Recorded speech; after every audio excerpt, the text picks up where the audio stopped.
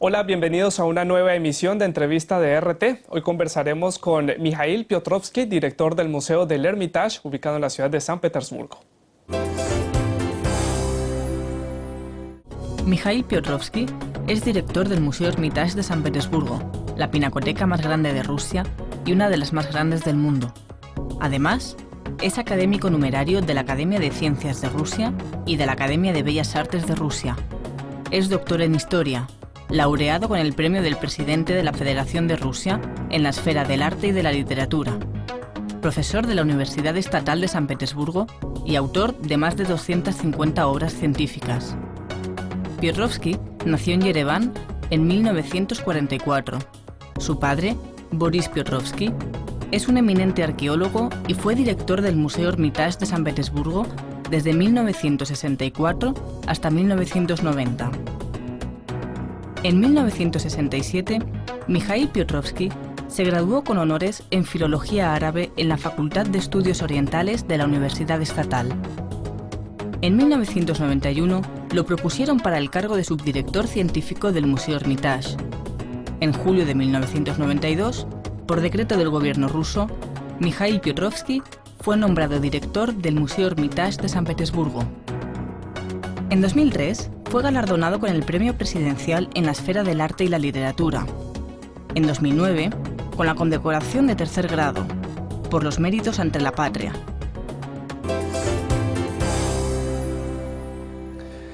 Bueno, señor Piotrowski, el Museo del Hermitage es uno de los museos con más prestigio en el mundo. ¿Cómo calificaría usted el lugar que ocupa el Hermitage en el ámbito cultural y artístico en el mundo? Bueno, se pueden dar varias definiciones. El Museo del Hermitage pertenece a la categoría de los museos enciclopédicos grandes. Es un museo que representa un diálogo entre culturas absolutamente diferentes, las europeas, asiáticas y otras. Este tipo de museos universales surgieron en la época de los imperios y tienen que ver con una conciencia, digamos, imperial. Los museos más representativos en ese sentido son el Louvre, el Metropolitano, el Museo Británico, el Hermitage. Ahora también el Museo de Berlín. Por otro lado, el Hermitage es un fenómeno magnífico de la cultura rusa, pues surgió primero como una colección, luego como un museo público en Rusia, para presentar a los rusos primero el arte europeo, después las culturas del mundo. Y en cierta medida es símbolo de la apertura de Rusia hacia todas las culturas del mundo, sobre lo que habló Dostoyevsky en su discurso sobre Pushkin. Es un museo enciclopédico, pero siempre digo que se trata de una enciclopedia escrita en lengua rusa. Por eso es uno de los museos más grandes del mundo y al mismo tiempo representa uno de los fenómenos destacados de la cultura rusa. Usted precisamente estaba mencionando otros museos a nivel mundial como el Louvre, el Museo Metropolitano o el Museo Británico. ¿Existe alguna competencia entre estos museos en la cual también está incluida el Hermitage? Bueno, no lo llamaría competencia, pues cuando pronunciamos esa palabra, enseguida surge en nuestra conciencia la imagen del mercado y la terrible ley de la selva, ¿no es así? Lo interesante es que en realidad los museos forman un tipo de familia unida. Claro que competimos. Cada uno trata de hacer algo mejor que el otro, crear algo nuevo. Cuando alguno inventa algo que los demás no tienen, estos empiezan a imitarlo o a preguntar cómo hacerlo, pero realmente se trata de una familia mundial grande en la que existe la solidaridad porque todos estamos interconectados, organizamos exposiciones conjuntas, nos prestamos algo unos a otros. Cuando nos vimos en la difícil situación de la perestroika, nos encontramos en un mercado, no sabíamos cómo salir de la confusión de esa selva y empezamos a pedir consejos a nuestros colegas de Occidente, de España, Francia, Inglaterra, Estados Unidos, y compartieron con nosotros mucha información acerca de cómo vivir en condiciones nuevas, cómo buscar capital si el gobierno no da subsidios, cómo colaborar con la prensa que puede ser buena o mala, y mucho más. A la luz de este panorama, entonces, ¿qué hace al Hermitage único en el mundo? ¿Qué lo ha hecho diferente y que sobresalga en la escena cultural? Es verdad que el Hermitage es un museo inusual porque por un lado representa una colección brillante de monumentos artísticos y culturales. Sí, culturales y no solo artísticos, de diferentes países del mundo. Monumentos únicos. Por ejemplo, los cuadros únicos de Rembrandt y de Matisse. Pero también tenemos el oro escita, que no tiene nadie más, o la alfombra más antigua del mundo. O sea, se trata de una colección de piezas únicas. Al mismo tiempo, el Hermitage es una enciclopedia de la arquitectura. Todos los edificios del Hermitage representan estilos diferentes de arquitectura, y hay que notar que son manifestaciones extremas tanto del clasicismo como del barroco, y el edificio único nuevo de Le Bon Clans, de estilo neogriego, que se considera una obra maestra asombrosa de la arquitectura del museo. Por otro lado, lo que tiene el Hermitage y no tienen los demás museos es el monumento a la institucionalidad rusa. Una parte del Hermitage está constituida por el Palacio de Invierno. El Palacio de Invierno, donde nació el Imperio Ruso. Pedro I murió en el territorio del Hermitage actual. Y se terminó el Imperio Ruso cuando Nicolás II se fue de aquí. En el Hermitage murió Alejandro II a causa de una bomba terrorista. Aquí vivió Catalina la Grande y se tomaron decisiones importantes. Aquí Nicolás II inauguró la primera Duma estatal, o sea, muchos eventos históricos tuvieron lugar aquí. O sea, somos símbolos de la historia rusa. Es un símbolo vivo. La capital se mudó, pero el Hermitage sigue cumpliendo la función de la capital. Eso lo siente muy bien la gente siente la historia rusa. Y al final, en ningún museo del mundo se abren tales panoramas como los de las ventanas del Hermitage. Por un lado, dan a la plaza del Palacio, por otro, al río Neva, a dos grandes plazas. Así que la combinación de todas esas cosas hace que el museo sea único. Tomando en cuenta esos hechos históricos que le dan ahorita la relevancia mundial, también hay que tener en cuenta que hay que hacer estrategias para mantenerse a la vanguardia de acuerdo a las necesidades sociales y culturales de ahora. ¿Qué hace el Hermitage para mantenerse a la vanguardia, para mantenerse en ese listado de los mejores del mundo? El Hermitage trata de mantenerse en la vanguardia porque tenemos que cumplir muchas tareas. Cuando entré en las funciones de director hace 18 años, los estadounidenses bromeaban diciendo, eres el director más eficaz porque con el presupuesto que tiene su museo, no le recibiría ni la Asociación Estadounidense de los Museos, pues era muy pequeño. Ahora, nuestro presupuesto se ha aumentado en unas 20 veces. Logramos evitar los escollos y obtuvimos una experiencia valerosa. Ahora, estamos trabajando sobre un programa que se llama El Gran Hermitage, que suena como la Gran Madrid, la Gran Tokio, la Gran Moscú, o sea, una ciudad conectada estrechamente con sus arrabales. Tenemos la parte central del Hermitage y estamos intensificando la importancia del museo para la ciudad. En el edificio del cuartel general se han abierto salas nuevas donde habrá exposiciones nuevas, pasillos nuevos, o sea, estamos asimilando el centro de la ciudad. Hacemos que el Hermitage esté aún más conectado con la ciudad. Nuestra plaza se está convirtiendo en un foro urbano que está interconectado estrechamente con el Hermitage. Es algo que hacen muchos museos y a nosotros eso nos sale o saldrá dentro de un periodo.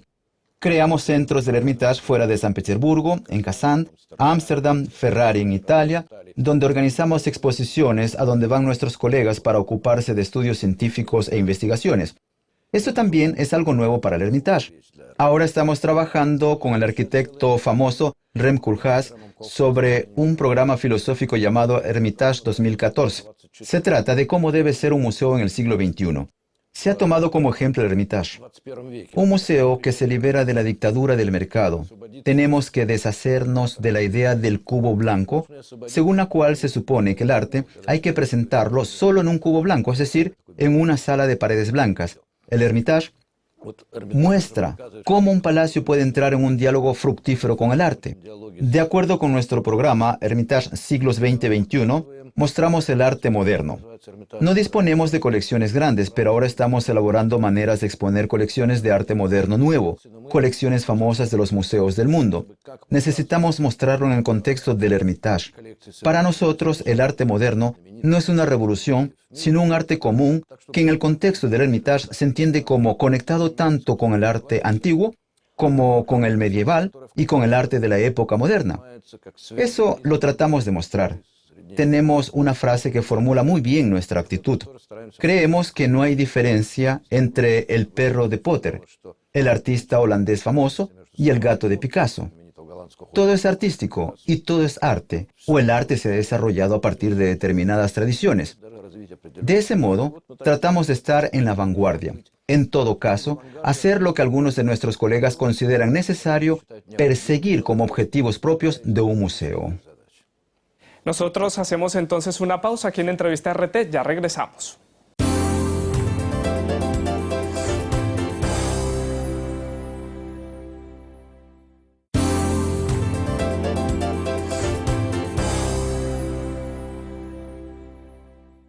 Estamos de vuelta en esta entrevista con Mikhail Piotrowski, director del Museo del Hermitage. ¿Cree usted que el arte, la gente está dejando de tener interés por el arte y por eso toca hacer estas estrategias de llegar a las ciudades para interesar a la gente, para atraerla? Ya no las personas van a los museos, sino que el museo vaya a las personas. Creo que se trata de dos cosas. Por un lado, claro que no se pierde el interés por los museos. Vemos cómo la gente en todo el mundo hace cola para poder entrar a un museo, aunque pueda ver todas las muestras en la pantalla del televisor, del ordenador o en libros.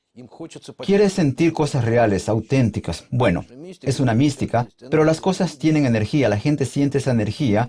Por eso van a los museos, pero no todos pueden llegar a un lugar. Y además, la gente tiende a ir a un lugar con fines mayormente turísticos. Cuando traemos grandes cuadros a los lugares donde la gente puede verlos tranquilamente y no corriendo por el Hermitage, ya es otra cosa. Y en general, no a todos les gusta lo que digo. Pero bueno, el Hermitage no es solamente un museo ruso, sino un museo de todo el mundo. Tenemos recopilaciones de colecciones de todo el mundo, así que no podemos pertenecer solo a Rusia. Debemos esforzarnos para que la gente de todo el mundo tenga acceso a nuestros cuadros. El acceso puede ser de varios tipos, puede ser vía Internet y puede tener forma de exposiciones y centros donde se celebran. Hay que combinar los dos, pues las muestras magníficas que tenemos, la rica experiencia que tenemos y la historia rusa transformada en cultura, esto es importante para todo el mundo. Por eso tiene que ser accesible. Y luego la gente viene aquí.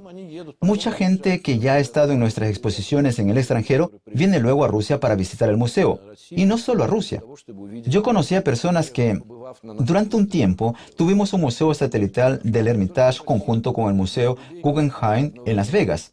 Yo conocí a muchos estadounidenses que por primera vez fueron a Las Vegas para ver las exposiciones del Hermitage y del Guggenheim, y luego nunca volvieron a esa ciudad. Ustedes han llevado a cabo un plan de expansión a diferentes ciudades rusas, europeas y de Estados Unidos. Por ejemplo, la ciudad de Las Vegas tiene un enfoque al entretenimiento, al juego, a los casinos, al entretenimiento nocturno. ¿Por qué el Hermitage escogió Las Vegas? Para nosotros Las Vegas es solo una de muchas ciudades. Realizamos allí un programa de 7 años junto con el Museo Guggenheim. Luego lo terminamos, pero es que cambiamos Las Vegas. Ahora en partes diferentes de Las Vegas se organizan exposiciones serias, o sea, la situación ha cambiado. Las Vegas misma es un lugar especial de entretenimiento, pero existe también otra visión de Las Vegas. Las Vegas representa una estética postmodernista. Las Vegas representa una actitud postmodernista hacia la vida y el arte. Lo de colocar el arte en una ciudad artificial donde los edificios se construyen y luego pasados unos 5 o 6 años se demuelen fue un tipo de juego para nosotros. Pero es solo uno de los aspectos. También tenemos el Hermitage en Ámsterdam. Es un centro muy exitoso. Antes estaba en un edificio pequeño, ahora está en uno grande. Allí organizamos lo mismo que hacemos en nuestro Hermitage. Exposiciones grandes, programas infantiles, conferencias. ¿Y por qué en Ámsterdam? Sucede que en Ámsterdam, en Holanda, todavía recuerdan que Pedro el Grande eligió Holanda como el país más desarrollado tecnológicamente y Rusia empezó a imitar Holanda en muchos aspectos. Resulta que sí existe ese factor humano y los holandeses sienten una calidez especial hacia nosotros que no tienen otros países hacia los rusos, particularmente a los de San Petersburgo. Fue una actitud muy humana que descubrimos durante los años duros cuando necesitábamos ayuda. Hay que notar una cosa interesante. Cuando se inauguró el Hermitage en Ámsterdam, en uno de los periódicos locales apareció un anuncio pagado.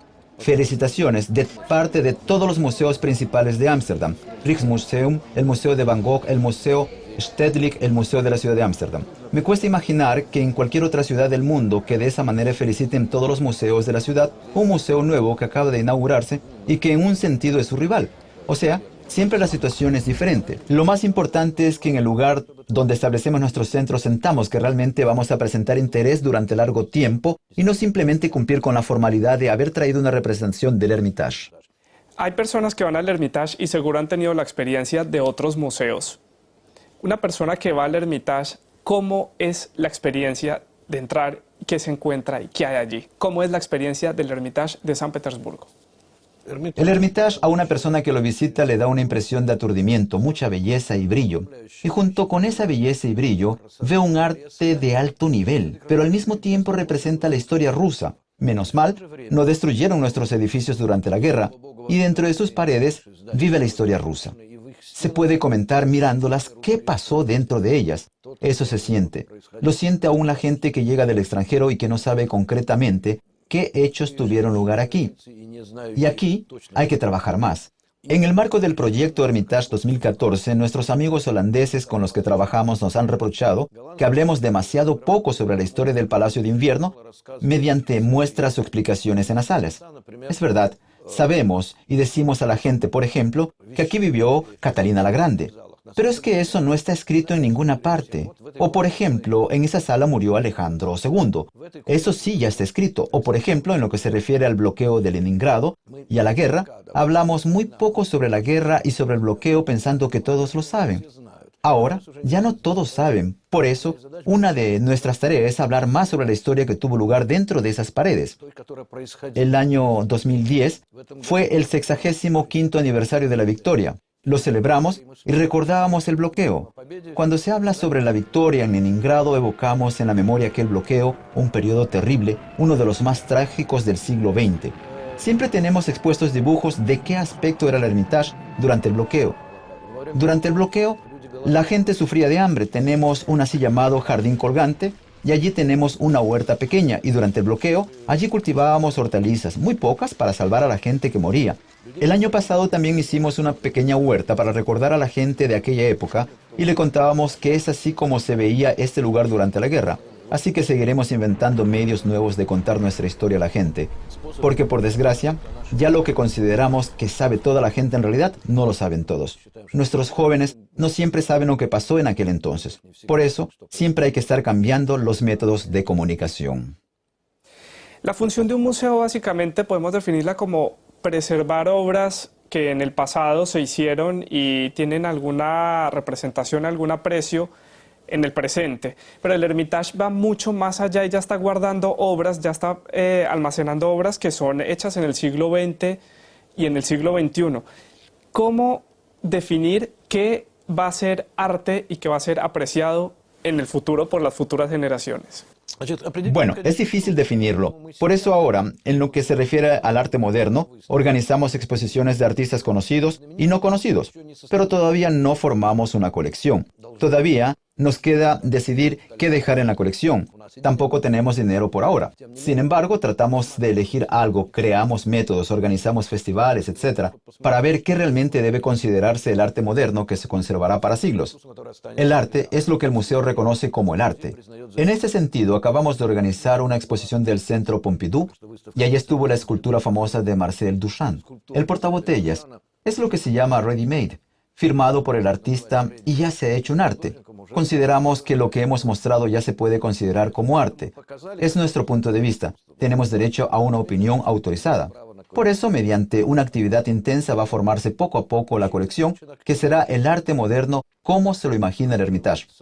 Va a diferenciarse y nos esforzamos para que se diferencie de los demás museos dedicados especialmente al arte moderno.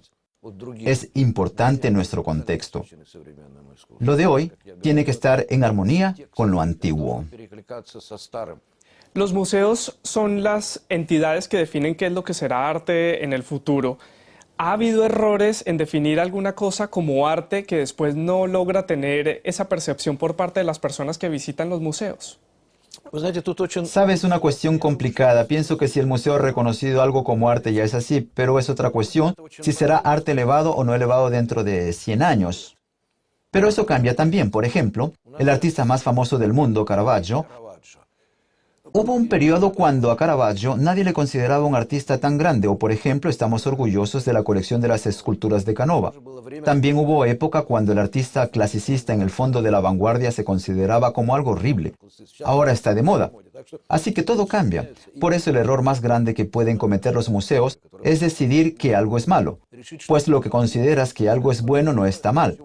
Para alguien será interesante, pero si deciden que algo es malo, que hay que venderlo, este es el error más grande. Tenemos una experiencia trágica dos experiencias trágicas. Primero, cuando Nicolás I decidió que una parte de los cuadros no era muy buena y lo vendió en una subasta, aunque hay que notar que eso fue en Rusia y el Hermitage luego volvió a comprar los mismos cuadros. Y el error terrible fue cuando el gobierno soviético decidió que para obtener dinero y obtener acceso a los mercados occidentales en los años 20, se podían vender colecciones del Hermitage. Y las vendían. Sí, obtuvieron mucho dinero, pero para siempre la cultura rusa perdió elementos muy importantes porque educamos a la gente que visita el museo. Fue un error muy grande. Todo debe guardarse. El museo es un organismo en lo que tradicionalmente tiene en su interior cada cosa que está conectada estrechamente con la otra. Y no somos nosotros quienes debemos decidir. Es que en cuanto a las muestras del museo no nos pertenecen a los que dirigen el museo ni al Estado. Nos las entregaron las generaciones anteriores para que las entreguemos a las generaciones posteriores. Un coleccionista famoso, siempre lo cito, un coleccionista privado, tiene una colección privada grande. Dice, no soy dueño de mis muestras, soy el que las guarda. ¿Y qué podemos decir de los museos entonces? Siempre hay que recordar que los museos son más importantes que los que trabajan en ellos. Hablemos un poco del futuro. ¿Qué le espera al Hermitage para los años que vienen? ¿Qué planes tiene para los años venideros? Bueno, en el 2014 vamos a celebrar el 250 aniversario del Hermitage. Habrán pasado 250 años desde que Catalina la Grande compró la primera colección, a la que después siguieron otras colecciones del Hermitage. Nuestros planes son los siguientes. En 2010 inauguramos la primera parte del edificio del cuartel general restaurado. Durante los 2-3 años que vienen, vamos a terminar la restauración. Se trata de un espacio nuevo grande en la plaza del Palacio, donde se presentará el arte de los siglos XIX, XX y XXI. En 2011, en la parte que ya está lista, colocaremos exposiciones del arte de la joyería, cuadros impresionistas y una parte del arte moderno. Lo segundo que vamos a terminar en 2011, y lo que consideramos muy importante, será nuestro almacén de los fondos. En realidad, estamos solucionando un problema muy importante. Es un almacén abierto de fondos. Se puede venir y ver todos los fondos del Hermitage. Así solucionamos un problema importante para el museo. Siempre dicen, ¿y qué porcentaje de su colección tienen expuesto? Y mientras que los demás museos grandes responden, un 7-10%, no suelen tener más porque es imposible exponerlo todo. Las muestras se guardan en un museo esperando su hora, esperando a que las investiguen. El sistema de accesibilidad, cuando todas las muestras se pueden ver claramente en el fondo, a la gente se le deja entrar. Así pasa. Claro, no pueden tocar las muestras que están separadas por paredes de cristal. Esta es la solución del problema cuando la mayoría de las colecciones se hace accesible. Así el porcentaje del 10% sube, por ejemplo, al 50%, que uno puede ver. Por eso el almacén es muy importante para nosotros. Pero lo más importante del año 2011 es el intercambio de las exposiciones del Prado y el Hermitage. Será el año de España en Rusia y de Rusia en España. En febrero inauguraremos una exposición grande del Prado. Es muy grande y muy buena. Estamos muy agradecidos a nuestros colegas que percibieron con entusiasmo esa idea. Nosotros también percibimos con entusiasmo la idea del intercambio. Y en noviembre, una gran exposición del Hermitage se abrirá en el Prado. Así que este será un evento importante del año, del Hermitage en España. Usted heredó de su padre el gusto por el arte y heredó también el cargo de director del Museo del Hermitage. Ya lleva muchísimos años llevando una excelente labor a cargo del museo. ¿Qué tiene usted del Hermitage y qué tiene el Hermitage de usted? Por supuesto, el Hermitage de la época moderna se diferencia del Hermitage que dirigió mi padre, pero no hay diferencias radicales. El Hermitage siempre, en la época soviética también, ha estado muy abierto al mundo, más que el país entero. Ahora también considero que no está solamente abierto, sino que está más abierto que aún la Rusia de hoy. Pues tenemos unas conexiones buenas y tan simples con los demás museos, instituciones culturales, con la gente por todo el mundo como si nunca hubiera existido el telón de acero. Es muy importante. Tenemos muchísimas iniciativas diferentes. Por ejemplo, todo un proyecto. El Gran Hermitage, restauraciones grandes, muchísimas ideas que realmente nos sale materializar. Bueno, tenemos muchas más ideas que deberíamos materializar, pero son muchas. Así que el museo ahora es mucho más vivo que antes, aunque tengamos muchos problemas. Si durante la época de mi padre el problema era la ideología, pensaba en cómo engañar a las autoridades para realizar una ciencia verdadera, pero que no parezca una actividad subversiva y hostil. O sea, ahora el problema es diferente. Es el problema financiero, cómo demostrar que puedes ganar dinero y al mismo tiempo no hacer del dinero un criterio del trabajo del museo. Esto es muy importante.